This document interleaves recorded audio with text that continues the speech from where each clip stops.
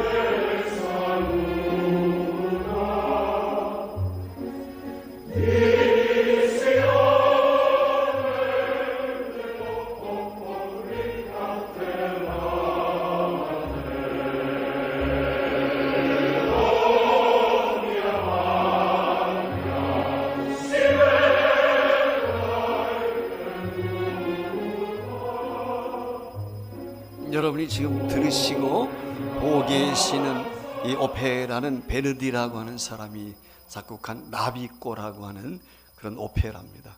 그 가운데에서 히브리인의 합창이라고 하는 부분을 여러분들이 지금 잠시 한 소절 감상도 하셨고 그림을 지금 보고 있습니다.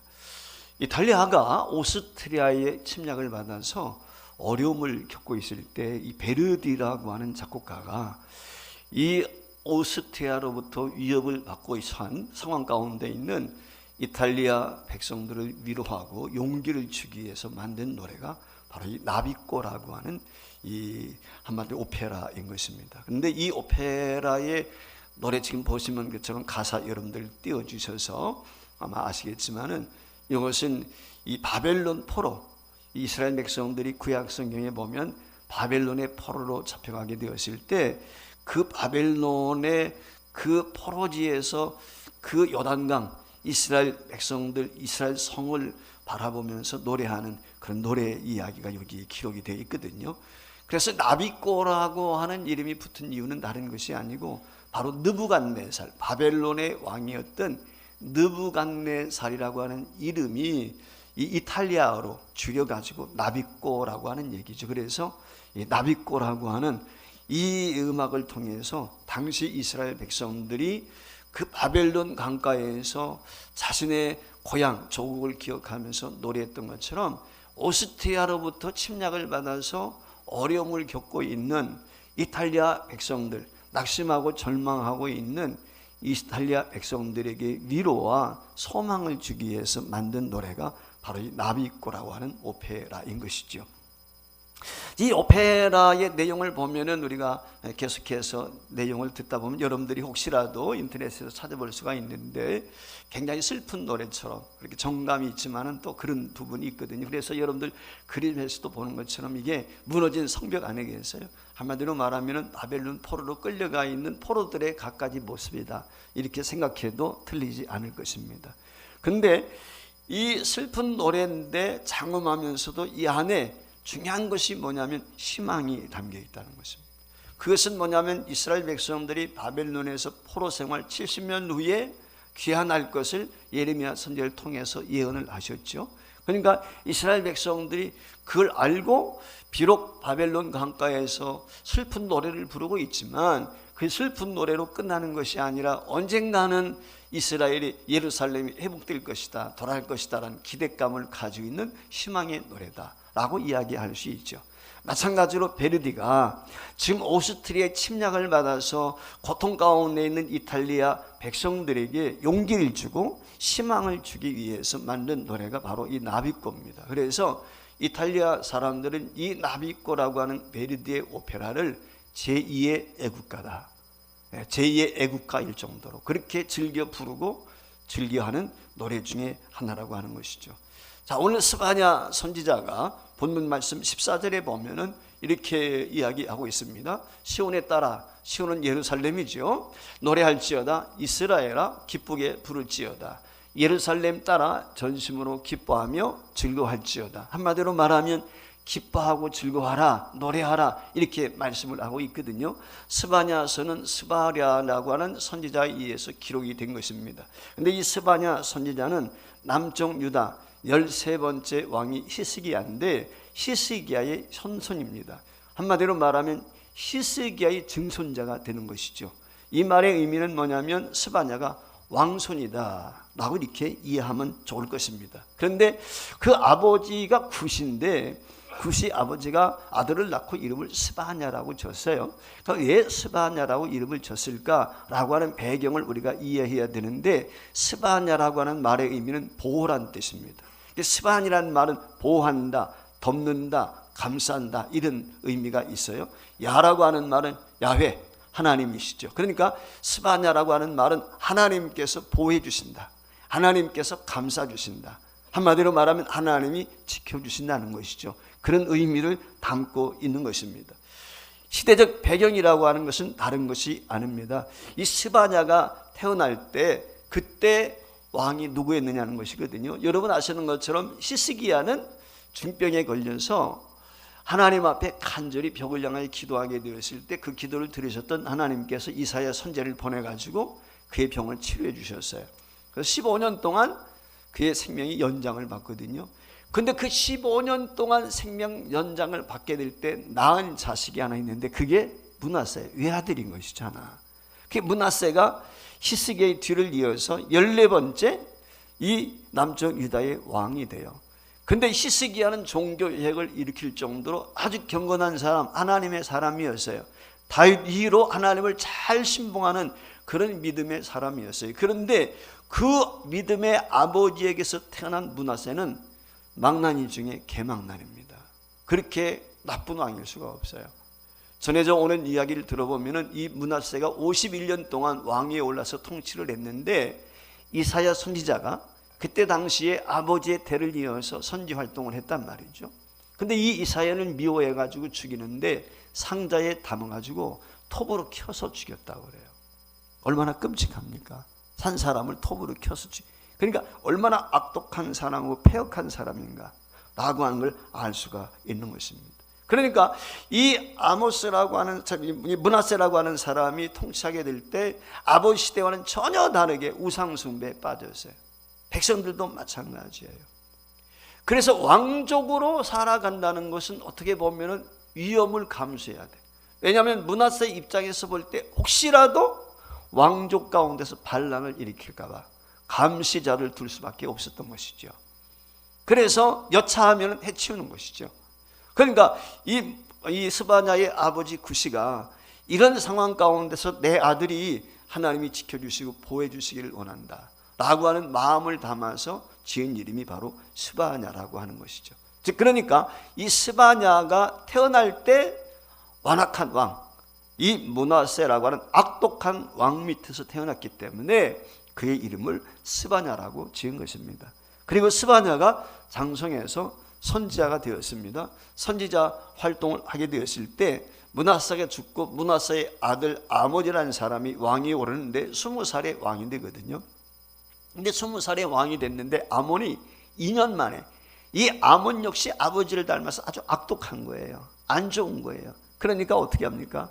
이 사람들이 시민들이, 그러니까 국민들이 아몬을 쳐 죽여버렸어요.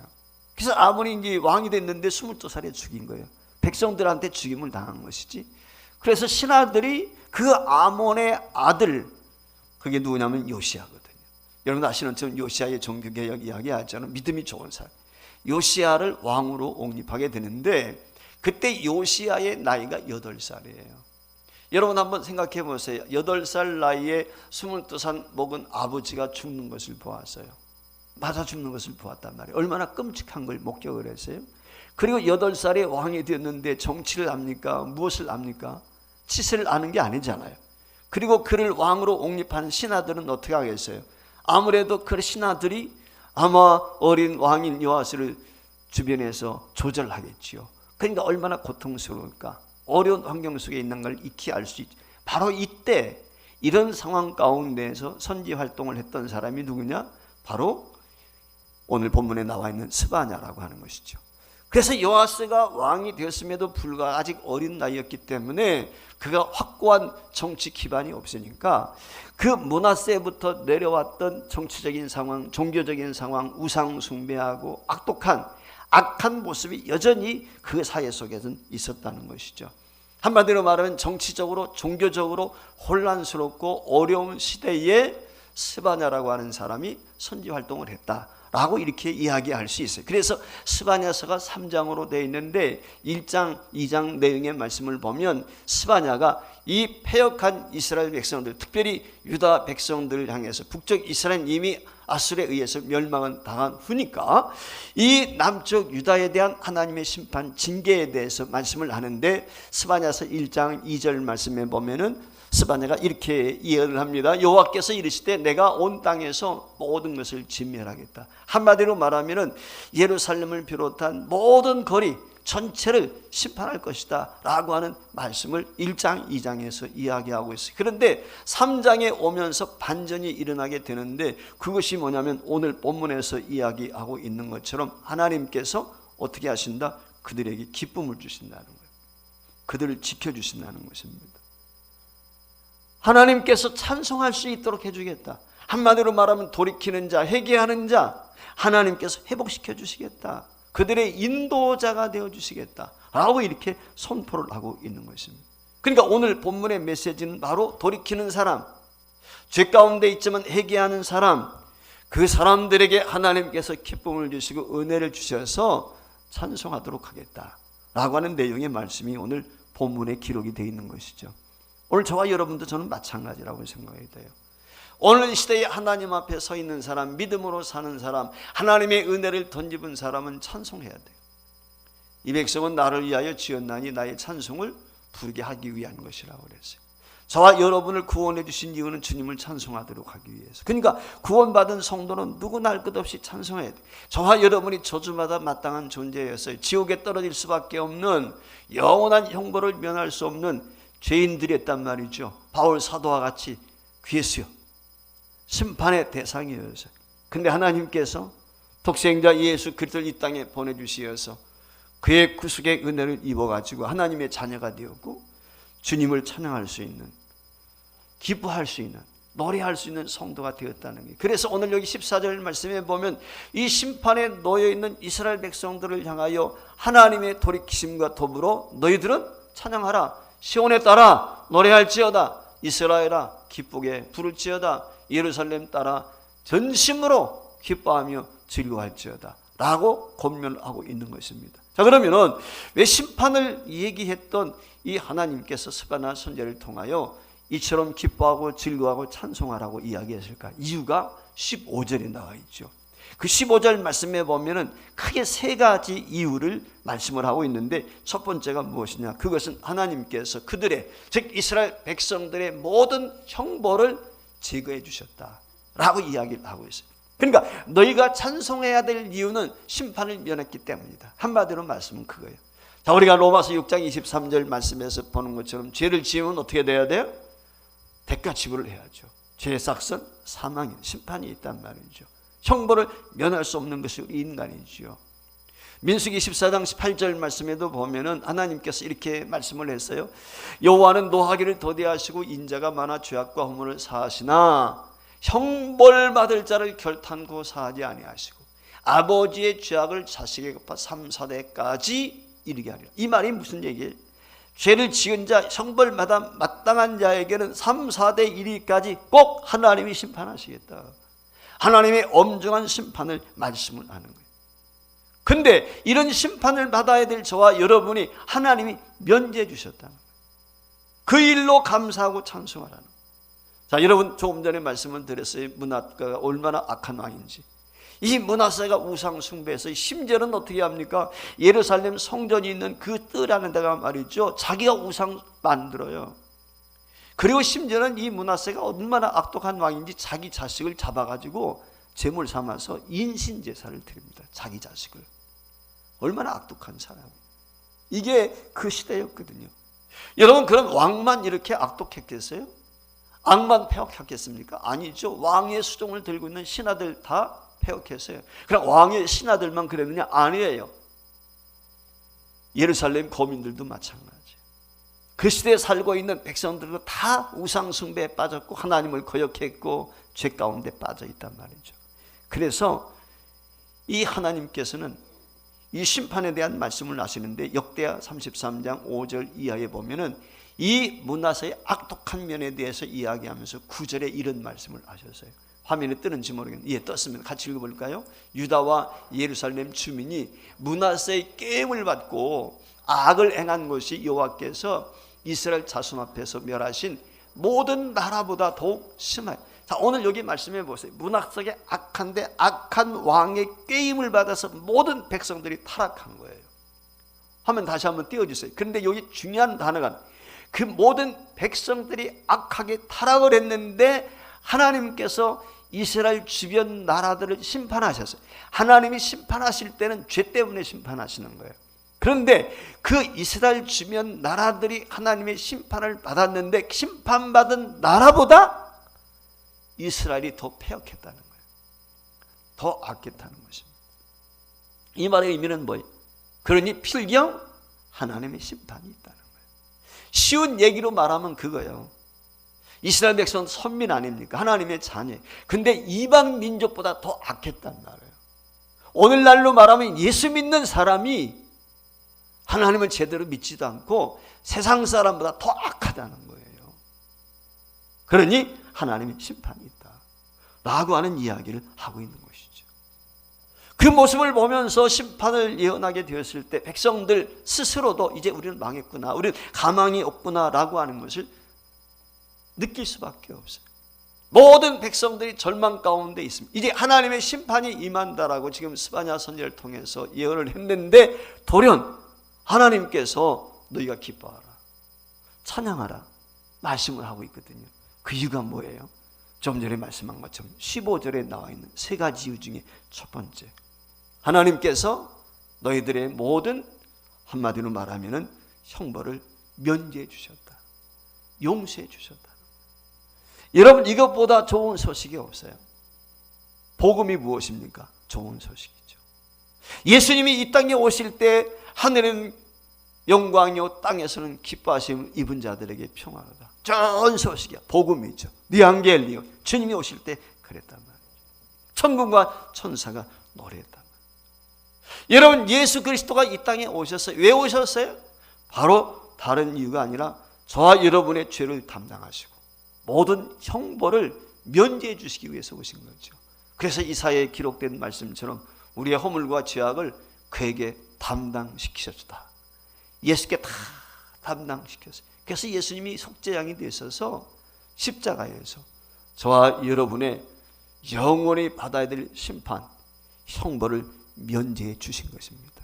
그래서 이분이 오실 때 이분에 대해서 천군과 천사가 노래하는데 마태복음 1장 21절에 이렇게 노래하고 있어요. 같이 읽어봐요. 시작. 아들 낳으리니 이름을 예수라 하라. 이는 그가 자기 백성을 그들의 죄에서 구원할 자임이라. 할렐루야. 예수님이 왜 오셨어요? 구원하기 위해서 오셨어요. 저와 여러분이 영원히 죽어야 될, 심판받아야 할 존재인데 그 심판을 면제받도록 하기 위해서 오셨단 말이에요. 그리고 그분이 오셔서 저와 여러분의 허물과 죄를 담당하시고 십자가에 죽어주신 줄 믿습니다. 할렐루야. 그러니 기뻐해야 돼요.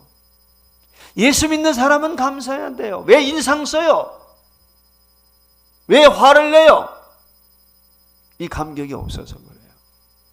이 구원의 은혜를 경험하지 못했으니까. 교회 30년 100년 다니면 뭐해? 인격적으로 예수님 만나지 못하면 찬송 못해요. 감사가 없어요. 기쁨이 없어요. 세상 사람보다요, 예수 믿는 사람들이 예수 만나서 변화되지 않으면 더 악합니다. 더 나쁜 사람 많아요. 여러분 명심하세요. 나는 예수님 만났나? 내 모든 죄와 허물을 담당하신 주님을 나의 구주로 모셨는가? 예수 그리스도가 나의 주, 나의 하나님 되심을 고백하는 사람을 향해서 하나님의 뜻이 있습니다. 항상 뭐하라? 기뻐하는 거예요. 이 백성은 나를 위하여 지었나니 나의 찬송을 부르게 하기 위해. 왜 저와 여러분을 구원하셨어요? 구원의 감격과 기쁨으로 살도록, 찬송하도록 하기 위해서. 두 번째, 지금 심판을 말씀하셨던 이스라엘 백성들의 기뻐하라 찬송하라는 이유는 무엇일까요? 그 이유는 다른 데 있지 않고 원수를 쫓아냈다는 거예요. 원수가 뭐예요? 원수는 대적자지. 대적자예요. 여호수아서 5장에 보면 여호수아가 길갈이라고 하는 곳에 이스라엘 백성들을 데리고 요단을 건너서 진을 치고 할례를 행하거든요. 그리고 할례를 행한 다음에, 할례란 말은 성별대, 구별되게 했다 그 말이에요. 이스라엘 백성들이 40년 광야 동안에는 할례를 행한 적이 없었거든. 근데 이제 가나안 땅에 들어왔으니까 길갈에 진을 치고 할례를 행한 다음에 여리고성 정탐을 나갑니다. 모든 백성들이 잠들어 있는 시간에 혼자 사병 하나를 데리고 정탐을 나갔어요. 여러분 아시는 것처럼 40년 전에 여호수아는 어떤 사람이었어요? 12명의 두경 가운데 한 사람이 되어가지고 40일 동안 가나안 땅을 정탐을 했어요. 그 정탐을 했을 때 가나안 땅의 첫 성이 여리고성인데 난공불락의 성인 거예요. 사람이 심으로는 무너뜨릴 수가 없다는 걸 여호수아는 누구보다 잘 알고 있어요. 그래서 어떻게 하면 저 여리고성을 점령할까 염려 걱정에 대해서 시종 하나를 데리고 지금 정탐을 나간 거예요. 그런데 정탐을 나간 가운데 갑자기 한 사람을 만나게 되는데 전신무장을 한 병사 한 사람을 만나게 된 거예요. 깜짝 놀랐죠. 그래서 여호수아가 묻습니다. 너는 적군을 위한 사람이냐 아군을 우리 편이냐 그걸 물어봐요. 그랬을 때 이 무장을 한 군인이 이야기하죠. 나는 우군도 적군도 아니다. 나는 여호와의 총사령관으로 지금 왔다. 하나님의 군대 장관으로 왔다는 거예요. 여호수아가 어떻게 합니까? 신발을 벗고 무릎을 꿇고 그를 경배하고 그의 명령에 따르게 되죠. 여러분 아시는 것처럼 여리고성이 어떻게 무너졌어요? 여호와의 군대 장관이 그들과 함께 했어요. 하나님의 신이 그들과 함께하게 되었을 때 여리고성을 일주일 동안 뱅뱅 돌았단 말이죠. 결국 어떻게 됐죠? 여리고성이 무너지고 말았어요. 하나님이 함께 하시니까 여리고성이 무너진 거예요. 예수님이 이 땅에 왜 오셨어요? 각종 마귀로부터 시달리고 있는 저와 여러분들을 구원해 주시기 위해서 오신 거예요. 우리가 병에 시달릴 때 병마라고 이야기하거든요. 그래서 병으로 고침받고 치료받고 온전해지기 위해서 귀신 들려서 고통당하는 저와 여러분, 악령에 시달리는 저와 여러분, 각종 질고와 질병으로 고통당하는 저와 여러분을 자유케 하기 위해서 오신 거예요. 해방시키기 위해서 오셨다 그 말이에요. 이게 우리 주님이 오신 거예요. 그래서 요한 1서 3장 8절 말씀에 보면 하나님의 아들이 나타나신 것은 마귀를 멸하시기 위한 것이다 라고 분명히 성경이 우리에게 말씀을 했어요. 그래서 예수님이 이 땅에 오셔서 하신 것이 무엇입니까? 각종 질병, 질고, 귀신 들린 자 쫓아내고 해결해 주셨단 말이죠. 주님께서 이와 같이 히브리서 2장 14절 말씀에 기록된 것처럼 예수 그리스도께서 죽으신 것은 무엇을 우리에게 드러내두기 위한 것이 그의 죽음을 통해서 죽음의 세력, 마귀는요 궁극적으로 저와 여러분을 지옥으로 끌고 들어가는 거예요. 죽게 만드는 거예요. 자기 놀이개감이 된단 말이에요. 그런데 그 마귀의 소나기에서 저와 여러분을 자유케 하기 위해서 주님이 이 땅에 오셨다. 할렐루야. 이게 성령이 우리에게 말씀하고 있는 거예요. 그래서 에스겔서 34장 11절 이하에 보면 이처럼 이 죄악 가운데 놓여있고 심판의 대상이었던 이스라엘 백성들을 향하여 하나님이 이렇게 말씀을 하십니다. 여호와께서 이같이 말씀하셨느니라. 나곧 내가 내 양을 찾고 찾되 목자가 양 가운데 있는 날에 양이 흩어졌으면 그 때를 찾는 것이 내가 내 양떼를 찾아서 그리고 캄캄한 날에 그 흩어진 모든 곳에서 그것들을 건져낼지라. 내가 그것들을 만민 가운데서 끌어내며 여러 백성 가운데서 모아 그 본토로 데리고 가서 이스라엘 산 위에와 시냇가와 그 땅 모든 거주지에서 먹이되 내 좋은 꼴을 먹이고 그 우리를 이스라엘 높은 산에 두리니 그것들이 그곳에 있는 좋은 우리에 누워 있으며 이스라엘 산에서 살찐 꼴을 먹으리라. 내가 친히 내 양의 목자가 되어 그것들을 누워 있게 할지라. 주 여호와의 말씀이니라. 그 잃어버린 자를 내가 찾으며 쫓기는 자를 내가 돌아오게 하며 상한 자를 내가 싸매주며 병든 자를 내가 강하게 하려니와 살진 자와 강한 자는 내가 없애고 정의대로 그것들을 먹이리라. 할렐루야. 자, 오늘 여기 말씀에 보세요. 예수님께서, 우리 하나님께서 목자가 되신다고 그랬어요. 예수님이 나는 선한 목자다 그랬어요. 선한 목자. 주님이 목자장이 되세요. 목자는요, 양을 책임지는 거예요. 양은 미련해요. 몰라요. 무지해요. 오늘 우리가 그렇단 말이에요. 죽을지 살지 몰라. 근데 저와 여러분의 목자가 되셔서 푸른 초장, 맑은 시냇물가로 이끄시는 거죠. 주님이 오신 이유가 다른 데 있지 않아요. 저와 여러분의 목자가 되시기 위해서. 한마디로 말하면 우리를 보호하시고 마귀를 멸하시기 위해서. 결국 예수님께서 십자가에 달려 죽으실 때 창세기 3장 15절에 있는 말씀이 이루어졌어요. 여자의 구수는 사람의 아들의 발뒤꿈치를 물 것이고 사람의 아들은 뱀의 머리를 짓이릴 것이다 그랬어요.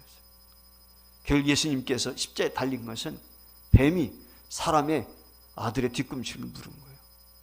잠시 죽었어요. 그런데 예수님이 부활했어요. 부활하심으로 어떻게 됐어요? 뱀의 사탄의 머리를 짓이겠다는 말이에요.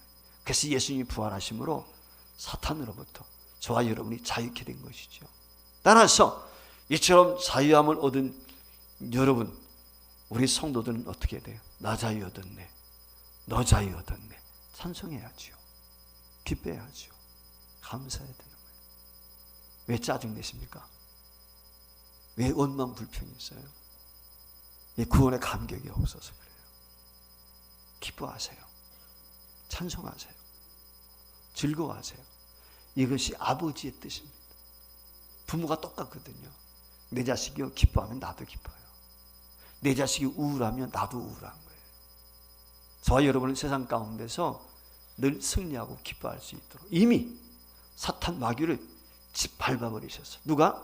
주님께서. 그리고 십자가로 승리하신 줄 믿습니다. 할렐루야. 그렇기 때문에 이 승리하신 주님께서 말씀하셨어요. 세상에서 너희가 환난을 당하나 담대하라. 내가 세상을 이기었노라. 할렐루야. 이 승리의 찬가를 매일 부를 수 있기를 주의 이름으로 축복합니다. 마지막 세 번째, 왜 예수 믿는 성도는 기뻐하고 감사하고 찬송해야 될까요? 이유가 있습니다. 하나님이 우리와 함께 하십니다. 하나님이 나와 함께 하신다. 여러분, 이것처럼 든든한 백이 어디에 있습니까?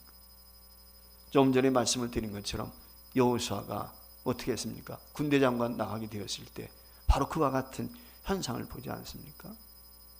내가 하나님의 군대 장관으로 지금 왔다. 이스라엘과 함께하기 위해서. 그래서 결국은 여리고성을 무너뜨리고 승리했단 말이죠. 여러분, 예수님이 이 땅에 태어나실 때 그의 이름이 뭐였어요?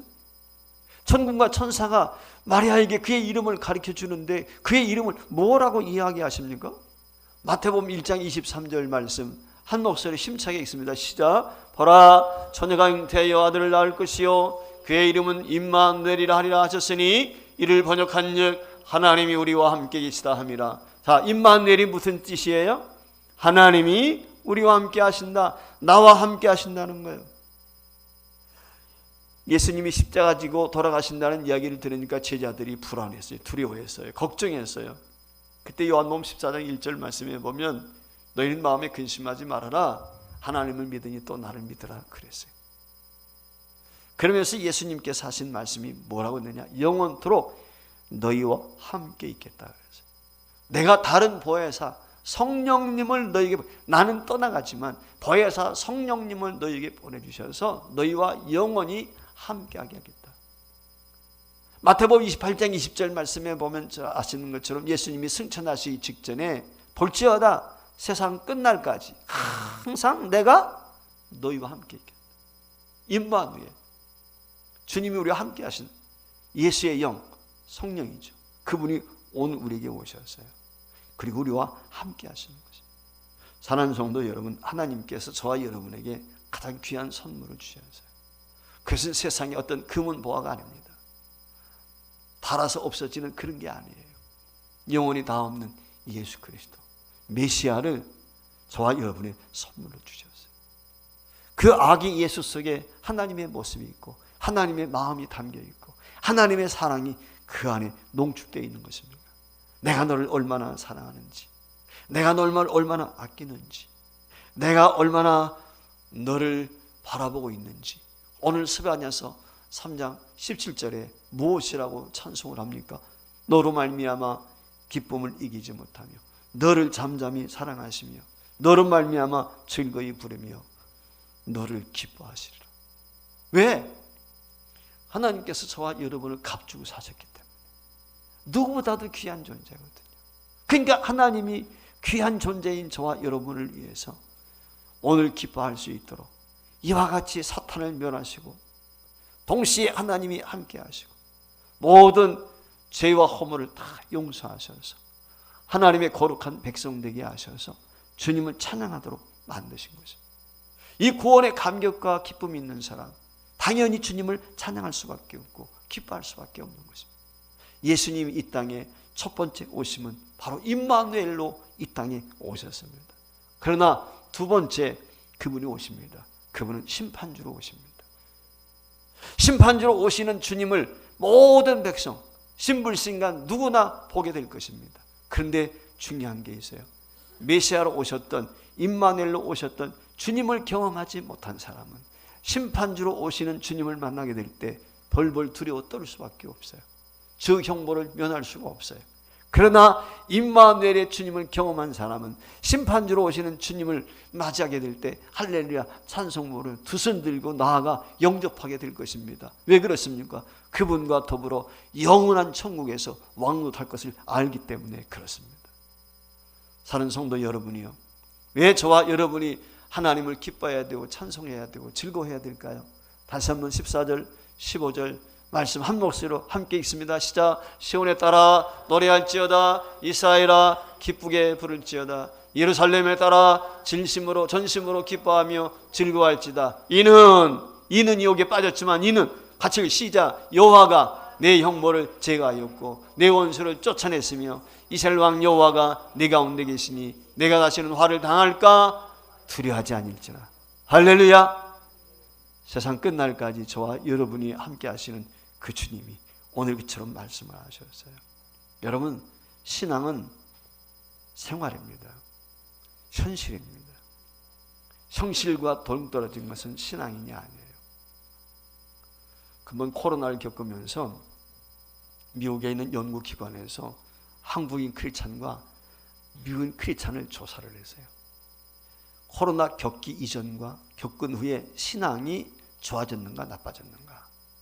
근데 미국 사람들은 코로나 이전보다 믿음이 좋아졌다고 대답을 했어요.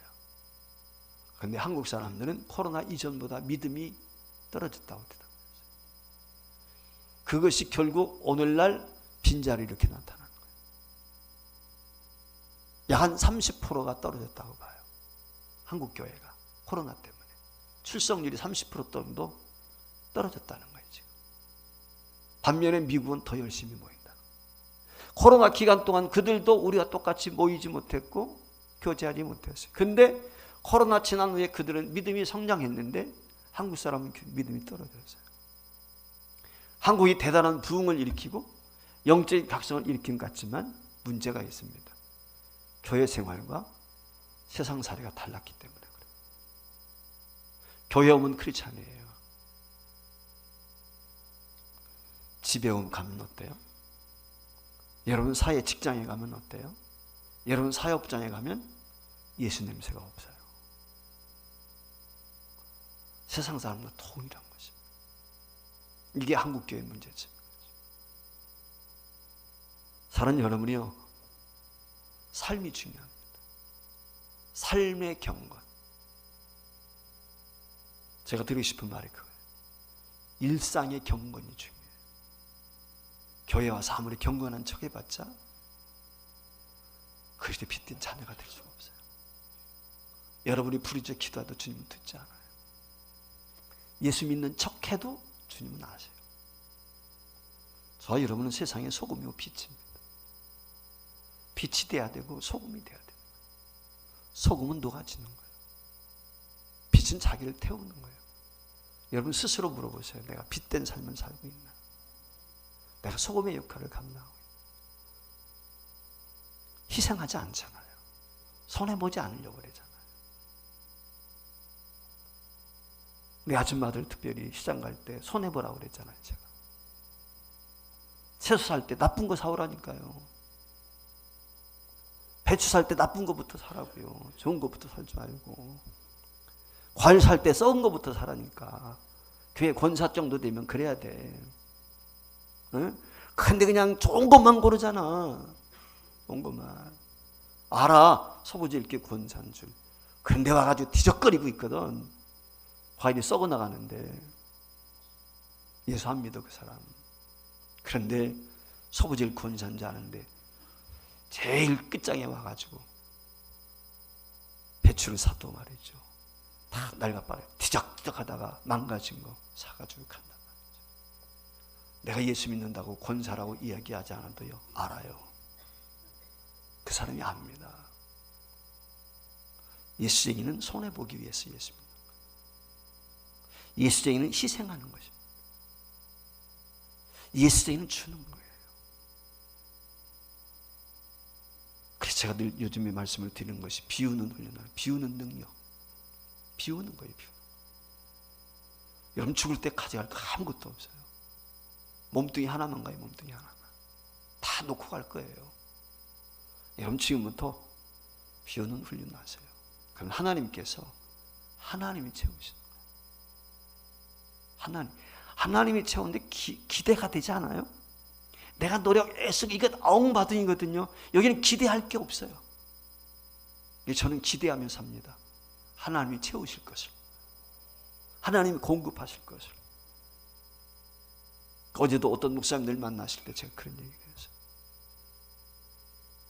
저는 나이가 먹을수록 더 기대가 큽니다. 그래서 세월이 지날수록 하나님에 대한 기대가 더 큰 거예요.